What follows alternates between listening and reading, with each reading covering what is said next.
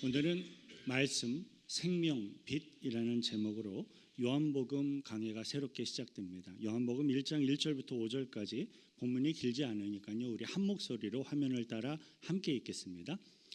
태초에 말씀이 계시니라. 이 말씀이 하나님과 함께 계셨으니 이 말씀은 곧 하나님이시니라. 그가 태초에 하나님과 함께 계셨고 만물이 그로 말미암아 지은 바 되었으니 지은 것이 하나도 그가 없이는 된 것이 없느니라. 그 안에 생명이 있었으니 이 생명은 사람들의 빛이라. 빛이 어두움에 비추되 어둠이 깨닫지 못하더라. 아멘. 태초에 말씀이 계시니라. 목사님이 창세기 강해 설교를 또다시 시작하는 것 아닌가 생각하는 분은 없기를 바랍니다. 요한복음서는 말씀이신 하나님께서 존재하고 계심을 이렇게 선언함으로써 요한복음서가 시작하고 있습니다. 오늘 성경을 보면 우리의 창조주 하나님은 말씀으로도 존재하는 분이시라는 걸 알 수가 있어요. 이것은 대부분의 많은 사람들이 막연하게 하나님에 대해 생각하는 어떤 것과는 굉장히 큰 차이가 있습니다. 굉장히 많은 사람들이요, 하나님은 신비스러운 존재, 하나님은 어떤 초월적인 존재라고 막연하게 생각을 합니다. 하나님을 그렇게 막연하게 신비스럽게 초월적인 존재라고 생각하시는 분들은 성경에서 보여주고 있는 하나님을 사실 잘 이해할 수가 없습니다. 심지어 마음속으로 하나님이 계시다라는 것을 믿고 있는 사람에게 하나님에 대해 물어보아도 그러한 분들은 구체적으로 하나님을 설명하기 참 어려워하는 것이 사실입니다. 그러나 여러분, 우리의 창조주 하나님은 결코 막연한 존재가 아닙니다. 저와 여러분이 막연한 존재가 아닌 것처럼 우리 하나님은 구름과도 같은 그런 존재가 아니에요. 안개와도 같은 그런 존재가 아니에요. 하나님은 막연한 어떤 관념이나 개념이 아닙니다. 예수님을 통하여 하나님을 믿기를 원하는데도 불구하고 아직까지 자신에게 확고한 믿음이 생기지를 않는 사람이 있다면 그 이유는 하나님을 막연한 멀리 있는 존재로 생각하고 대하고 있기 때문에 그래요.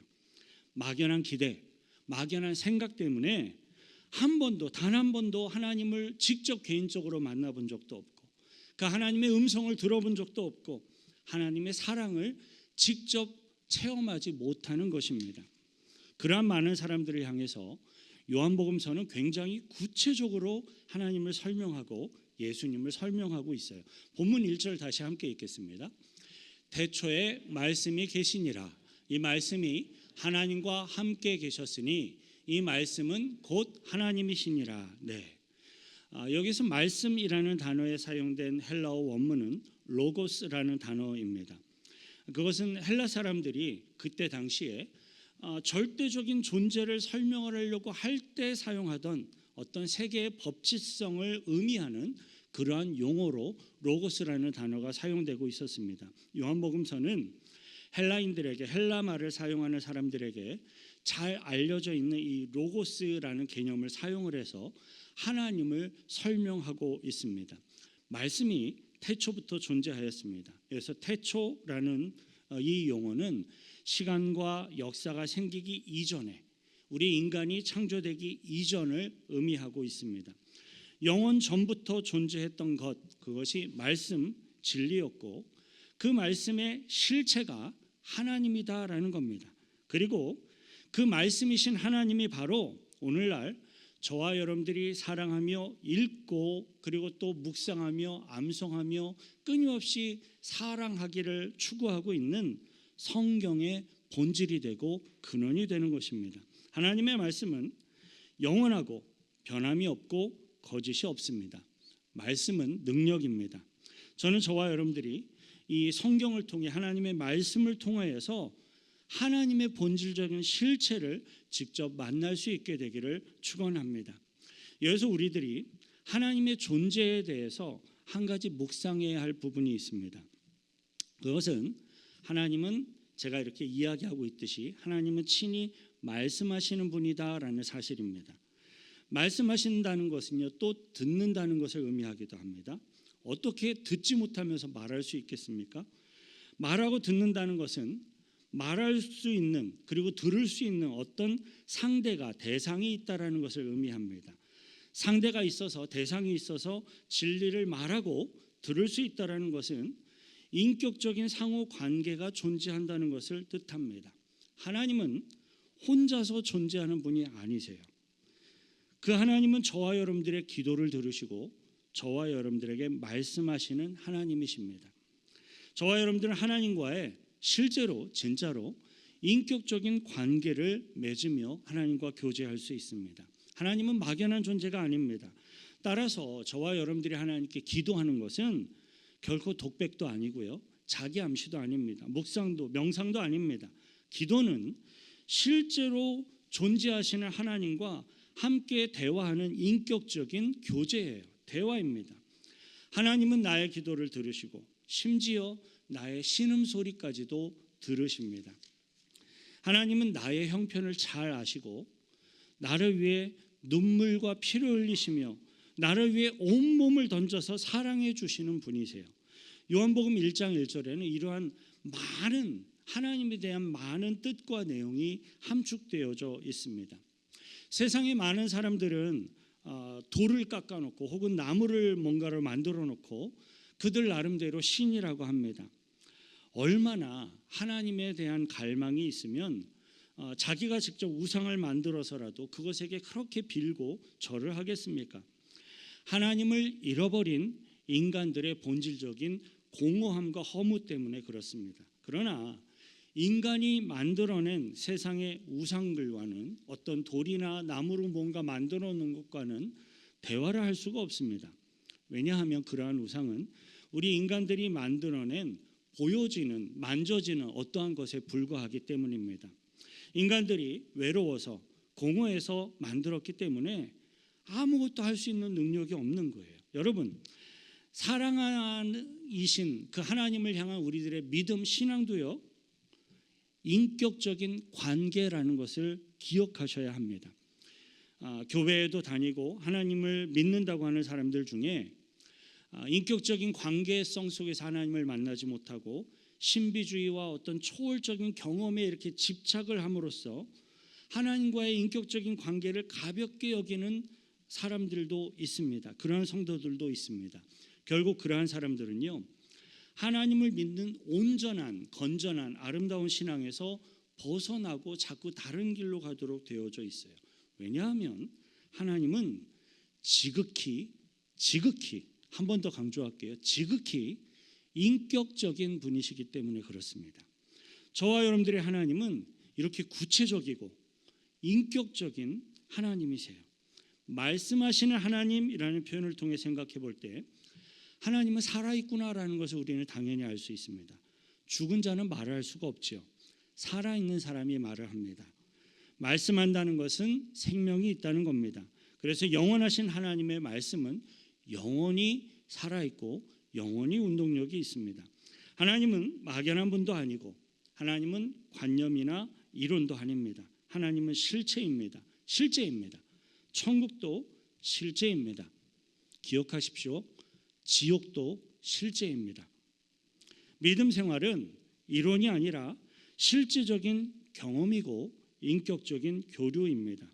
이렇게 실제적인 하나님의 특징을 선언함으로써 시작하고 있는 이 요한복음서는 그 말씀이 바로 예수 그리스도이다라는 것을 이야기하기 시작을 해요. 본문 2절 3절 다시 함께 읽습니다. 그가 태초에 하나님과 함께 계셨고 만물이 그로 말미암아 지은 바 되었으니 지은 것이 하나도 그가 없이는 된 것이 없느니라. 아멘. 하나님은 삼위일체 하나님으로서 존재하세요. 성부 하나님, 성자 예수님, 보혜사 성령님이 한 하나님 안에서 완전한 영적인 인격체로 존재하고 계십니다. 그래서 기독교는 개인주의를 배격합니다. 개인주의와 맞지 않아요. 삼위일체 하나님으로서 인격성 속에 협력하시면서 존재하시는 하나님이기 때문에 그 하나님을 믿고 따르는 하나님의 공동체 안에서 굉장히 강조되는 속성과 성품이 하나가 있다면 그것은 성도 간에 서로 협력하며 선을 이루어가는 거예요. 상대적으로 악한 마귀가 보여주는 특징은 분열과 파괴입니다. 저는 우리 교회 공동체가 하나 되길 바라고 저와 여러분들의 사회와 가정이 하나가 되기를 바랍니다. 교회 공동체 안에서는 돈이 많은 가진 자와 돈이 적은 못 가진 자도 하나가 되고 많이 배운 사람과 많이 배우지 못한 사람도 함께 할 수 있기를 바랍니다. 그것이 하나님의 공동체입니다. 많은 사람들이 예수 그리스도에 대해서 이렇게 이야기를 할 때 그런 생각을 해요. 한 2000년쯤 전에 인간의 몸으로 태어나신 예수님, 한 2000년쯤 전에 어떤 신이 인간의 몸을 입고 직접 태어나신 예수님만 막연하게 생각하는 경향이 있는 것 같아요. 하지만 예수님은요, 태초부터 우리 인간이 창조되기 훨씬 이전부터 말씀으로서 하나님의 본체로서 존재하셨습니다. 그리고 그 말씀이신 예수님은 천지를 창조하는 데에도 전적으로 함께 하신 분이세요. 이 말씀이신 예수님이 저와 여러분들과도 동일한 인간의 몸을 입고 이 땅에 오신 사실에 대해서 요한복음 1장 14절에서 다음과 같이 설명하고 있어요. 함께 읽겠습니다. 말씀이 육신이 되어 우리 가운데 거하심에 우리가 그의 영광을 보니 아버지의 독생자의 영광이요 은혜와 진리가 충만하더라.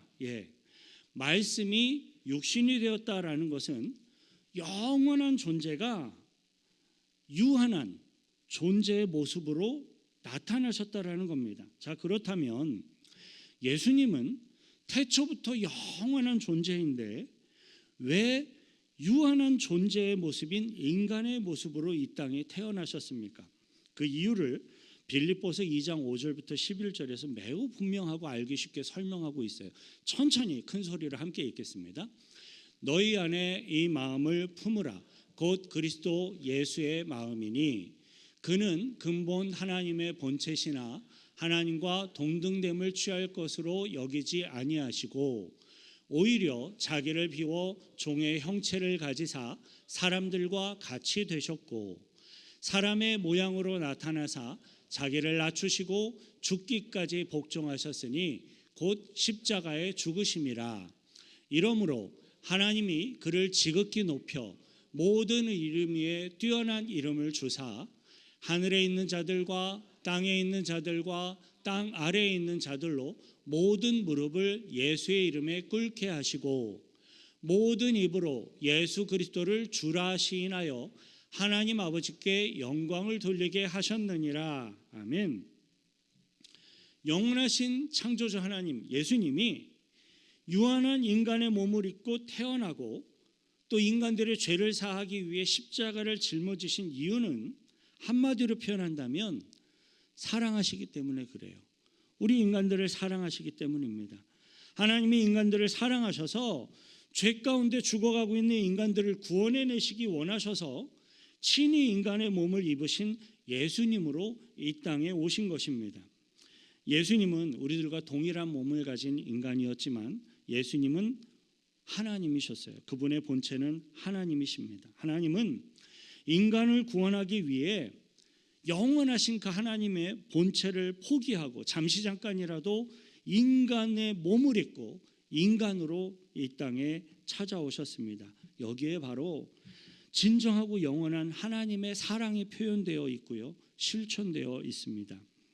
가짜 사랑은요, 내가 낮아지는 게 아니라 다른 사람을 착취하려고 합니다. 옆에 부부가 같이 계신 분들을 잠깐 쳐다보십시오. 나를 착취하고 있다면 진짜 사랑 아닙니다. 진짜 사랑은 자기를 오히려 낮춥니다. 근데 가짜 사랑은요, 자기를 드러내고 다른 사람을 이용하려고 합니다. 그러나 하나님은요, 하나님 됨을 포기하시고 우리를 사랑하시기 위해 인간의 몸을 입고 오셨어요. 인간의 몸을 입고 오신 그 순간만큼은 창조주 하나님의 권위와 그 모습을 잠시 잠깐이라도 내려놓고 포기하고 찾아오신 거예요. 가장 낮은 곳에 오셨고 그리고 또 가장 처절한 죽음을 직접 다 경험하셨습니다. 그분이 바로 예수 그리스도입니다. 그래서 우리 기독교는요, 사랑을 빼면 남는 게 없어요. 구원받은 성도들은 이 영원하신 하나님의 사랑을 우리들이 다 경험하고 있기 때문에 우리 성도들은 다른 성도들을 위해, 다른 이들을 위해 때로는 자신의 유익을 포기할 수도 있고 때로는 자신의 어떤 유익을 기꺼이 양보할 수도 있는 겁니다. 그것이 하나님을 만난 사람들, 성도들의 특징입니다. 자, 그렇다면 혹시 영원한 사랑의 본체 되시는 하나님을 아직 잘 만나보지 못한 분들이 혹시 이 가운데 계시다면 잘 들으십시오. 어떻게 해야 창조주 하나님, 완전하신 사랑이신 예수님의 실체를 우리들이 직접 만나고 경험할 수 있을까요? 그 시작을 위해서 우리 모든 인간들에게 요구되는 것은 매우 간단하고 매우 분명합니다. 마음의 문을 열고 예수님을 인격적으로 고백하고 받아들이시면 됩니다. 정말로 단순한 이 시작을 하시는 순간 성령께서 역사하시기 시작합니다. 그렇게 하나님에 대해 긍정적인 마음을 가지고 적을지라도 나의 어떤 노력을 해서라도 믿음으로 주님께 나아가면 예수님을 통해서 보내주시는 보혜사 성령님이 그 사람 속에 찾아오셔서 역사하시기 시작을 합니다. 여러분, 저와 여러분들이 오늘 이 예배 자리에 나와서 앉아 계신데요, 이것조차도 사실 하나님의 크신 은혜인 것을 믿으시길 바랍니다. 하나님이 저와 여러분들을 더욱더 깊이 있게 만나게 되시기를 바라고 저와 여러분들의 인생에 더욱더 세밀하게 하나님이 간섭하시고 개입하셔서 인도해 주시기를 축원드립니다. 저와 여러분들의 믿음 생활이 뜬구름 잡는 것처럼 되지 않기를 바랍니다. 진정한 진짜 믿음 생활은요, 말씀의 실체로, 하나님의 말씀의 실체로, 성경으로서 하나님의 진짜 실체의 본 모습을 만나고 경험하며 살아가는 거예요. 하나님의 말씀을 통하여서 영적으로 그리고 인격적으로 실제로 하나님을 만나는 것입니다. 그런데 그 하나님의 말씀이 저와 여러분들의 눈에 보여지도록 나타나신 분이 계세요. 그분이 바로 예수 그리스도입니다. 저는 이 요한복음 설명에 정말 감탄을 할 수밖에 없어요.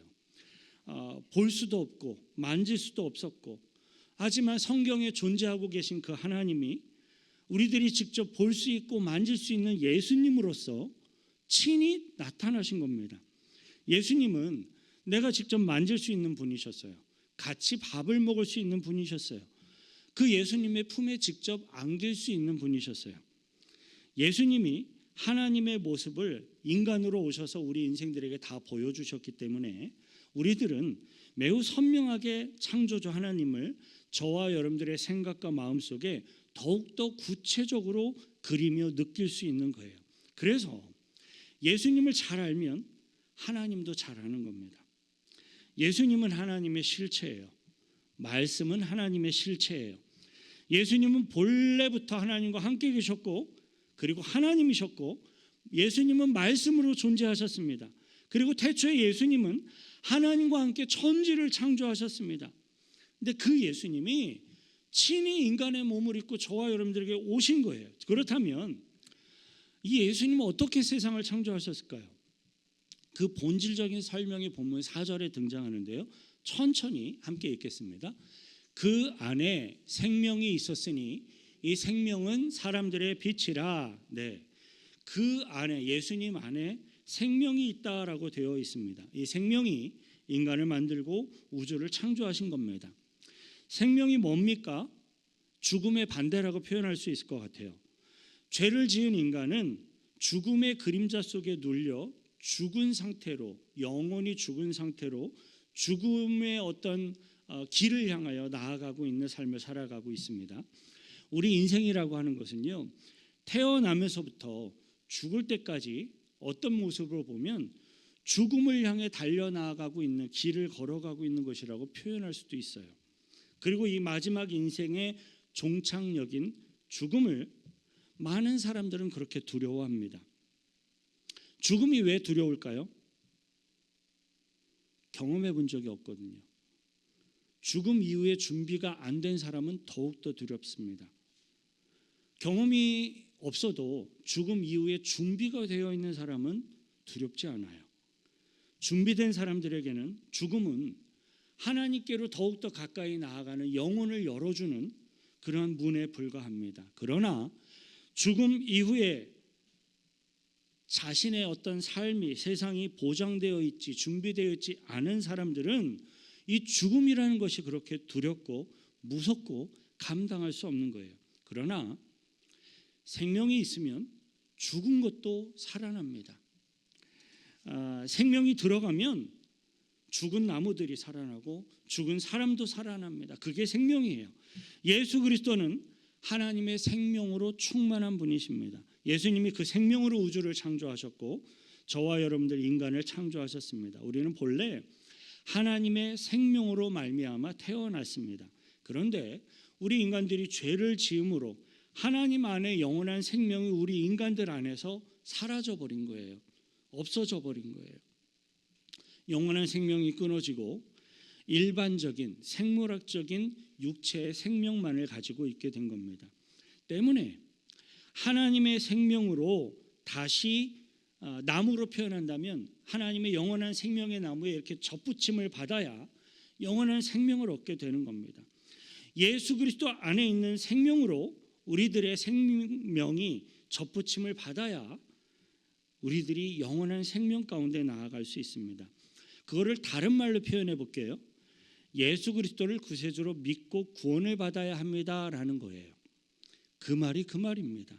요한 1서 5장 11절부터 12절 함께 있습니다.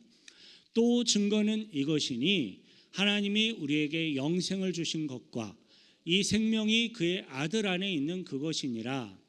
아들이 있는 자에게는 생명이 있고 하나님의 아들이 없는 자에게는 생명이 없느니라. 예수님에게 생명이 있기 때문에 예수 그리스도가 부활하셨고요. 그리고 예수님은 그의 백성들에게 영원한 생명을 주실 수 있는 거예요. 여러분, 죽음을 두려워하지 마십시오. 예수 그리스도를 믿고 구원받은 우리 모든 성도들은 죽어도 다시 삽니다. 예수 안에 생명이 있기 때문에 예수 믿으면 천국 가고 영원한 생명이 얻어지는 거예요. 예수의 생명이 있는 사람에게는 부활이 있습니다.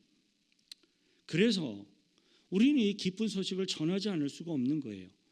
예수 안에 생명이 있으니라는 이 성경의 말씀을 세상의 많은 사람들이 진지하게 받아들이고 생각하지 않기 때문에 사람들이 복음을 쉽게 받아들이지를 못합니다.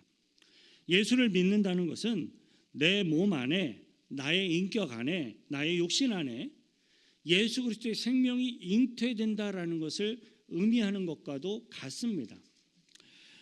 하나의 가정을 예를 들어 볼게요. 오늘 임신을 하는 임산부가 있다고 가정해 보십시다. 그렇다고 해도 그 임산부가 갑자기 배가 불러옵니까? 그러지 않아요. 몇 달이 지나야 배가 부르고 아이를 가졌구나라고 인식을 하게 되고 표가 나요. 오늘 예수를 믿었다고 해서 갑자기 의로운 사람으로 변화합니까? 그렇지 않습니다. 거짓말을 하던 사람들은 계속해서 거짓말하려고 하고요. 술에 자주 취하던 사람은 계속해서 술에 취하려고 합니다. 조금 더 강조해서 이야기해 볼게요. 거짓말을 평상시에 밥 먹듯이 많이 하던 분들은 예수를 믿고 구원받아도 밥 먹듯이 거짓말을 하려고 하는 경향성을 여전히 갖고 있습니다. 술에 쩌들어 살던 사람은 예수를 믿고 구원받았는데도 내일 또다시 술에 쩌들고 싶어서 술집을 찾아가거나 술병을 사들고 집으로 오도록 되어져 있습니다. 저와 여러분들 안에 잉태된 예수 그리스도의 영원한 생명이 어느 날 갑자기 이렇게 태아가 이렇게 생명력을 갖고 활동하게 그렇게 드러나지가 않아요. 그렇다고 생명이 없는 게 아니죠. 예수 안에 그 생명이 잉태되면 다른 점이 있습니다. 예수 그리스도의 생명이 저와 여러분 안에 오시면 그 예수의 생명은 저와 여러분 안에서 역사하기 시작합니다. 이렇게 잉태한 영적인 생명을 유산시키면 안 되겠죠. 영원한 생명을 해산할 때까지 소중히 지켜야 합니다. 그 책임은 우리들 각자에게 있어요. 그 가장 좋은 방법 중에 하나가 교회에 나와서 예배 생활, 믿음 생활을 하는 것입니다. 이것은 저와 여러분 스스로가 노력해야 할 일입니다. 성경을 읽고 기도하고 또 예수를 잘 믿는 믿음의 동료들과 함께 가까이에 있는 것이 그래서 굉장히 중요합니다. 왜냐하면 저와 여러분들은 모두가 다 죄에 유혹받기 쉬운 매우 연약한 그릇들이기 때문에 그래요. 저와 여러분 안에 잉태된 예수 그리스도의 영원한 생명이 건강하게 성장하고 성숙해서 하늘나라에서 완전해지시기를 축원드립니다. 예수님을 알게 되고 성령을 체험하게 된 성도들에게는요, 성경을 보는 눈이 달라지기 시작을 해요. 성경은 단순히 어떤 세상적인 지혜를 주거나 도덕적인 기준을 주는 책이 아닙니다. 예수 안에 생명이 잉태돼서 우리들 안에 은혜와 믿음의 눈이 열려지기 시작을 하면 성경에서 매우 분명하게 더 강렬하게 보여지는 것이 드러나기 시작을 합니다. 그게 십자가 복음이에요. 이렇게 은혜와 사랑이 보여지기 시작하면 은혜와 사랑을 대적하는 어둠의 세력도 더 잘 보이고 어둠의 세력이 더 구별이 잘 되기 시작합니다. 쉽게 설명을 하면 밥 먹듯이 거짓말하던 사람이 그것이 죄악인 줄 어둠인 줄 몰랐다가 예수를 믿고 구원받고 나면 밥 먹듯이 거짓말을 또 해놓고 나서 이제 양심의 가책을 느끼며 이것이 어두움이구나, 이것이 잘못이구나, 이것이 죄악이구나 비로소 느끼고 경험하기 시작을 합니다. 예수 안에 생명이 있으면 분명히 그 양심이 하나님 안에 더욱더 가까이 나아가도록 되어져 있습니다. 그래서 악한 어둠의 세력이 예수를 믿고 구원받은 사람에게 이제 더 잘 보이기 시작해요. 더 잘 구별되기 시작해요. 더 분명하게 죄악으로 느껴지기 시작합니다. 하나님이 실제로 존재하는 것처럼요, 악한 마귀도 실제로 존재합니다. 마귀가 갖고 있는 이 어둠의 세력은 우리 인간들을 죄악의 노예로 만들려고 합니다. 이 마귀가 바로 인간의 죄악의 본질이고요. 그 죄악의 잔혹함은요, 바로 저와 여러분들 안에도 지금도 있습니다. 죄성을 누구나 다 갖고 있어요. 우리 인간의 죄악은 우연 혹은 상상, 어떤 심리적인 상태 그런 거 아니에요. 저와 여러분들이 죄의 본질을 갖고 있고 그 죄 가운데 매우 연약한 존재들이에요. 죄악의 본체인 마귀와 어둠의 세력은 우리 인간들 안에 존재하고 있는 실체예요. 육신의 눈에 보여지지 않지만 어둠의 세력들은 저와 여러분이 모르는 사이에 우리들 안에 자리 잡고 질병, 저주, 죽음을 만들어 갑니다. 세상의 많은 사람들이 이 악한 사단의 존재를 믿으려고 하지 않기 때문에, 잘 모르기 때문에 많은 사람들은 그 죄악에 굉장히 친숙해진 채로, 익숙해진 채로, 내가 죄를 짓고 있는 것조차 못 느끼는 채로 친밀하게 살아가게 됩니다. 저와 여러분에게서는 이 어두움의 세력이 떠나가게 되기를, 물러가게 되기를 축원드립니다. 죄악된 우리 모든 인간들의 구원에 있어서 예수 그리스도가 그렇게 중요한 이유가 여기에 있어요. 왜냐하면요, 악한 세력을 끊어주신 분이 바로 예수 그리스도이시기 때문에 그래요.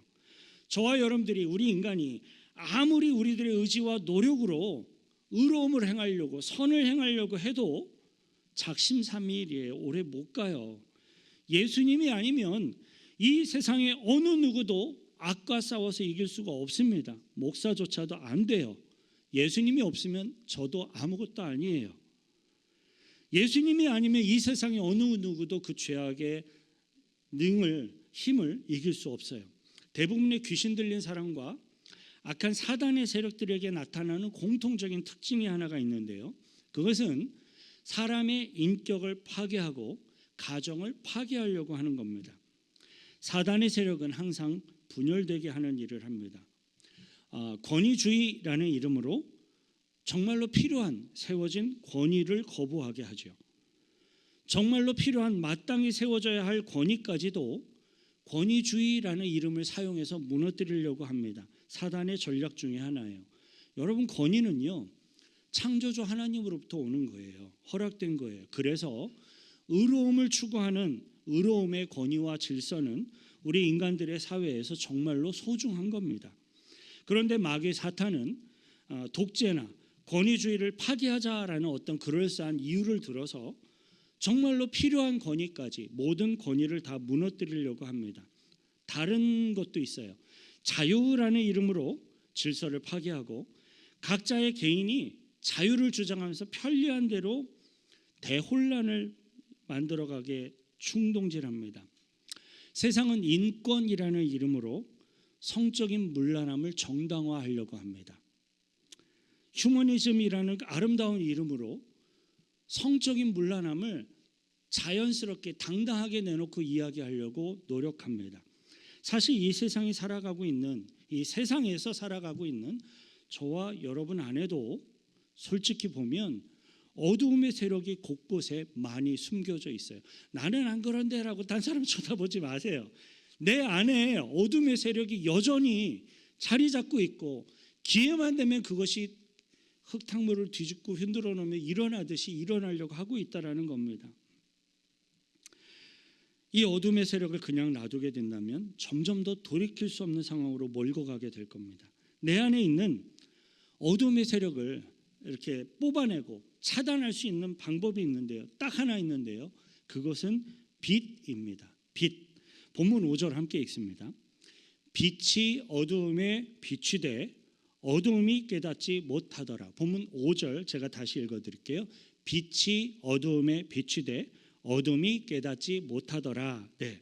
어둠을 물리치는 유일한 방법은 빛입니다. 그 빛이 나를 비치도록 하기 위해서 먼저 내 안에 빛이 없구나라는 사실을 깨달아야 돼요. 내 안에 빛이 있구나라고 스스로 자족하며 만족하고 있는 사람은 빛을 찾으려고 안 해요. 빛을 받아들이려고 하질 않아요. 이미 교만하거든요. 이미 그 안에 거짓된 빛을 갖고 있는 거거든요. 빛을 받아들이기 위해서는 내 안에 빛이 없구나, 죄악이 있구나 라는 것을 진실로 인정하며 받아들일 수 있어야 빛을 받아들일 수 있습니다. 참 빛은 오직 예수 그리스도입니다. 빛이신 예수 그리스도를 영접함으로 내 안의 모든 어두움, 슬픔, 외로움, 악한 세력들을 다 내쫓아낼 수 있습니다. 이것은 마치 캄캄한 방에 불을 딱 켜면 불을 켜는 순간에 방이 환해지는 이치와도 같습니다. 그 안에 생명이 있었으니 이 생명은 사람들의 빛이라. 빛은 곧 생명입니다. 생명의 핵심에 빛이 있어요. 예수님 안에는 하나님의 창조의 생명이 있습니다. 오늘 본문에서의 빛은 하나님의 그 영광의 광채이며 하나님의 능력 그 자체를 의미하는 것입니다. 빛이 가는 곳마다 있는 곳마다 어두움이 물러가고 빛이 있는 곳마다 창조의 역사가 나타나고 하나님의 영광의 빛이 있는 곳마다 죽은 자가 살아나는 생명의 부활의 역사가 일어납니다. 이 빛이 어둠과 사단의 세력을 몰아내고 모든 죽음과 질병과 저주를 몰아냅니다. 믿으시길 바랍니다. 빛이신 예수님을 영접하면요, 예수님의 생명이, 그 빛이 우리 안에 들어옵니다. 내 인생의 모든 어두움이 하나님의 뜻으로 빛으로 점차 변화하도록 되어져 있어요. 예수님이 사단을 꺾으시고 어두움을 몰아내셨습니다. 그래서 예수 그리스도를 영접하라라는 거예요. 예수님은 저와 여러분들의 영혼을, 인생을 밝게 만드실 것입니다. 이것은 선택사항이 아니에요. 이것은 믿어도 되고 안 믿어도 되는 그런 문제가 아닙니다. 빛이신 예수 그리스도를 영접하면 어두움은 힘을 잃고 예수님의 생명을 갖게 돼요.